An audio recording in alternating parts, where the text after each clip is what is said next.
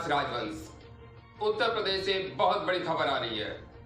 इससे पहले उत्तर प्रदेश में ही गंगा नदी में कोरोना पेशेंटों की लाशें फेंकी गई थी और आज सबसे बड़ी शर्मसार करने वाली घटना दोबारा हुई। ये घटना बलरामपुर में हुई, जहां दो व्यक्ति एक कोरोना पेशेंट को राप्ती नदी में फेंक रहे थे। सामने से गुजरते हुए कुछ लोगों ने उनका वीडियो बना लिया, जो अब बहुत तेजी से वायरल हो रहा है। वीडियो में देखा जा रहा है कि दो लोग एक कोरोना पेशेंट को राप्ती नदी में फेंक रहे हैं और उसमें से एक ने पीपीई किट भी पहन रखा है। आखिरकार आज मानवता फिर से एक बार शर्मसार हो गई। आखिर ये कैसा रिश्ता है जिसमें कोरोना पेशेंट के डेथ होने के बाद उसका धर्मानुसार क्रियाक्रम होना चाहिए, लेकिन उसकी लाश को लोग राप्ती नदी में फेंक रहे हैं। सामने से गुजर रहे लोगों ने उसका वीडियो बना लिया है, जो अब बहुत तेजी से वायरल हो रहा है। जब हमने इसकी पड़ताल की तो सूत्रों के हवाले से ये खबर मिली कि वहां की कोतवाली पुलिस ने इन दोनों को अरेस्ट भी कर लिया है। आखिरकार ये मानवता को शर्मसार करने वाली घटना है। इस कोरोना ने ये दिखा दिया है कि आखिर अब हमारे रिश्ते भी मजबूत नहीं रहे। खबरों के लिए बने रहें, मैं अविनाश राजवंश। मिलते हैं एक छोटे से ब्रेक के बाद, कहीं मत जाइएगा, खबरें अभी बाकी हैं।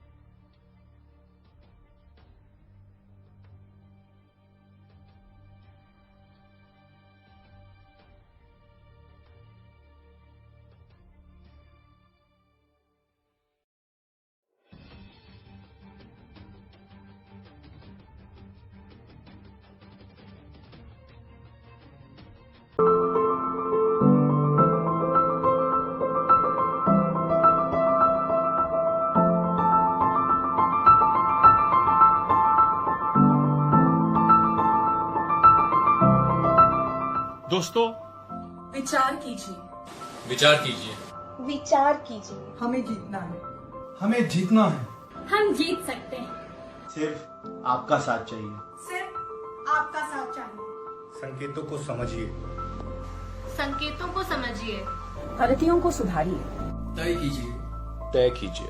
हमें किस दिशा में जाना है। हमें किस दिशा में जाना है। चैनल पर कुछ वीडियो क्लिपिंग देखकर बहुत अच्छा लगा। मोर नाच रही हैं, स्वच्छ पानी में मछलियां तैर रही हैं, जानवर पशु पक्षी खुलेआम विचरण कर रहे हैं और इंसान कोरोना वायरस महामारी के कारण घर में बैठने के लिए विवश है।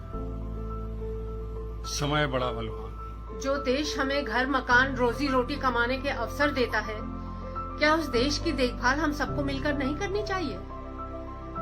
लेकिन कई लोग सोचते हैं हमें क्या।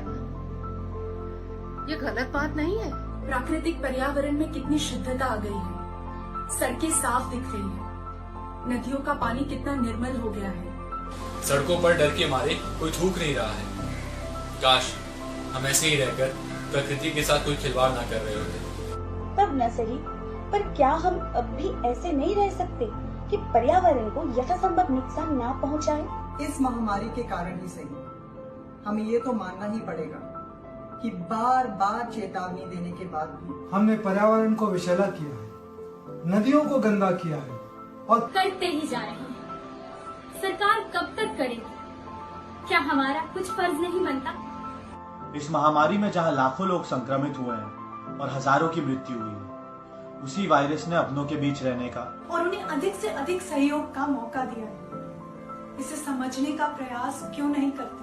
हर चीज के दो पहलू होते हैं और हमें इस महामारी का ये पहलू समझना बहुत जरूरी है कि शायद ऊपर वाला हमें ये इशारा कर रहा है कि अभी भी वक्त है, संभल जाओ। ये पृथ्वी जिसे हमने अपने स्वार्थों के लिए सिर्फ और सिर्फ रौंदने का काम किया है, आज वो हमसे जवाब मांग रही है। जवाब उसके अंधाधुंध दोहन का, जवाब सामाजिक कलुषता का, जवाब सामाजिक जिम्मेदारियों का, और जवाब ये है कि हम सब जात पात, धर्म और अधर्म की राजनीति को छोड़कर भाईचारे के साथ रहें और दूसरों को भी रहने दें और सबको अपना अपना धर्म निभाने दें। आज पूजा पाठ, भोग प्रसाद, बड़े बड़े यज्ञ, मंदिर, मस्जिद, गिरजाघर, गुरुद्वारे सारे बंद पड़े हैं। क्या इसका कारण ईश्वर है या फिर हम और हमारा समाज? हमें इस पर सोचना और विचार करना होगा। जय हिंद, जय भारत, वंदे मातरम। सुरक्षित रहें, सुरक्षित रहे, सुरक्षित रहें, सुरक्षित रहें, सुरक्षित रहें, सुरक्षित रहें।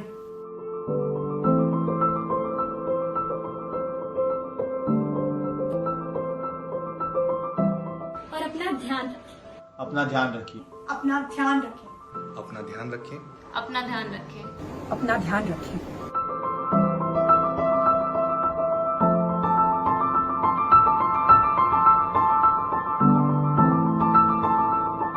जय हिंद, जय हिंद, जय हिंद, जय हिंद।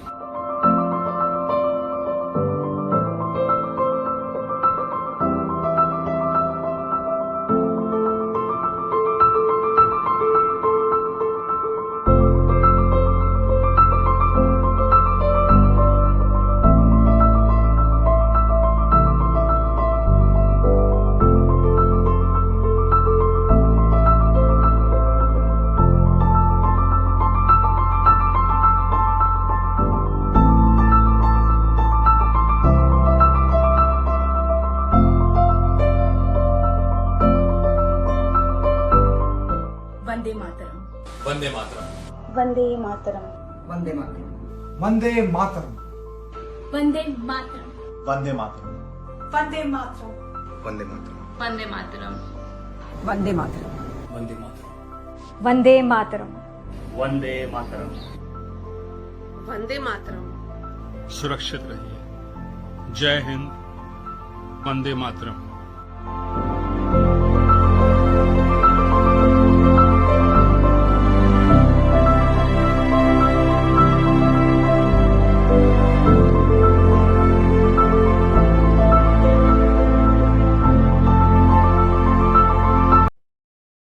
नमस्कार दोस्तों, मैं ओम कटारे, लेखक, निर्देशक, अभिनेता, यात्री थिएटर ग्रुप मुंबई।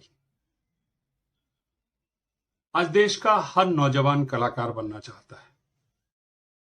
इसमें कोई बुराई नहीं है, लेकिन सही मार्गदर्शन, सही दिशा मिलना बहुत बहुत आवश्यक है।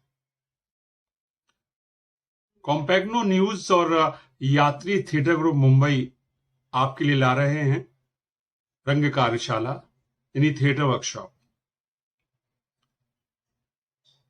इस वर्कशॉप में आप अपने अंदर के कलाकार को पहचानेंगे, अभिनय की बारीकियों से रूबरू होंगे, अपने अंदर की अच्छाइयां, बुराइयों से आपका परिचय कराया जाएगा ताकि आप उन पर काम कर सकें। ये वर्कशॉप ऑफलाइन, ऑनलाइन हो रहे हैं। आप इस ईमेल पर अपनी डिटेल भेज सकते हैं hr@cssplindia.com या व्हाट्सएप नंबर पर भी अपनी डिटेल भेज सकते हैं। नंबर है 9198901347। आइए इस वर्कशॉप का हिस्सा बनिए। मुझे पूरा यकीन है कि इस वर्कशॉप के बाद आप अपना जीने का नजरिया बदल देंगे। आप अपने अंदर एक बहुत बदलाव महसूस करेंगे। तो अपना ध्यान रखिए, सुरक्षित रहिए। मिलते हैं जल्दी। जय हिंद। उत्तर प्रदेश के मुख्यमंत्री योगी आदित्यनाथ जी ने आज कोरोना कर्फ्यू में कुछ ढील दी है। जहां पे 600 पेशेंट से कम है, उन शहरों को कोरोना कर्फ्यू से मुक्त कर दिया गया है।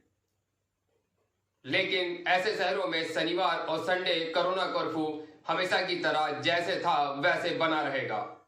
मॉल, फिल्म, टॉकीज, ये सब चीजें बंद रहेंगी। इसमें किसी प्रकार से रियायत नहीं दी गई है। जहां पे 600 से ज्यादा एक्टिव केस हैं, ऐसे लखनऊ समेत 20 जिलों में कोरोना कर्फ्यू 7 जून तक बढ़ा दिया गया है। जरूर लें। दूसरा, हमने प्रदेश के अंदर कोरोना कर्फ्यू लागू किया था। एक कोरोना कर्फ्यू जिसमें औद्योगिक गतिविधियां चल रही थी, खेतीबाड़ी के काम चल रहे थे, सब्जी मंडी, फल मंडी संचालित हो रही थी, चिकित्सालय चल रहे थे, आवश्यक और इमरजेंसी सेवाएं सभी प्रकार की चल रही थी। परिवहन निगम की बस प्रदेश के अंदर चल रही थी, ट्रेन देश के अंदर चल रही थी, वायु सेवा देश के अंदर चल रही थी। इसमें हमने कोरोना कर्फ्यू लागू किया, भीड़ भाड़ होने से बचाना, उसकी एक गाइडलाइन जारी की गई थी। हमारा प्रयास यही होना चाहिए। हमारे लिए व्यक्ति का जीवन भी महत्वपूर्ण है और उसकी जीविका भी महत्वपूर्ण है। इन दोनों में संतुलन बनाए रखते हुए हमें आगे बढ़ना होगा और जीवन और जीविका को बचाने के लिए किए जाने वाले प्रयास में सरकार ने आज कुछ और निर्णय किए हैं। खासतौर पर जिन जनपदों में अभी भी एक्टिव केस 600 से ज्यादा हैं, उन जनपदों में अभी कोरोना कर्फ्यू हम लागू रखेंगे। अगले एक सप्ताह के लिए इसको लागू रखा है, लेकिन अगर वहां इस दौरान 600 से कम केस होते हैं तो वहां स्वतः ही कोरोना कर्फ्यू समाप्त होगा। और जो कोरोना कर्फ्यू में ढील दी गई है कि वहां पे सुबह 7 बजे से लेकर शाम 7 बजे तक कुछ शर्तों के साथ ढील दी जाएगी। शेष 55 जनपदों में हम लोगों ने आज कोरोना कर्फ्यू में ढील दी है। सुबह 7 बजे से लेके सायंकाल 7 बजे तक कुछ शर्तों के साथ किन किन जगहों को खोलने की अनुमति है, ये आज आदेश जारी हो चुका है। हम लोग इसका पालन करवाएं। हम सभी लोग इसका पालन करेंगे तो फिर कोरोना के संक्रमण की चेन को समय समय पर ब्रेक करने में, उसको तोड़ने में हमें मदद मिलेगी और कोरोना महामारी से होने वाले व्यापक जनधन की हानि को रोकने में हमें सफलता प्राप्त होगी।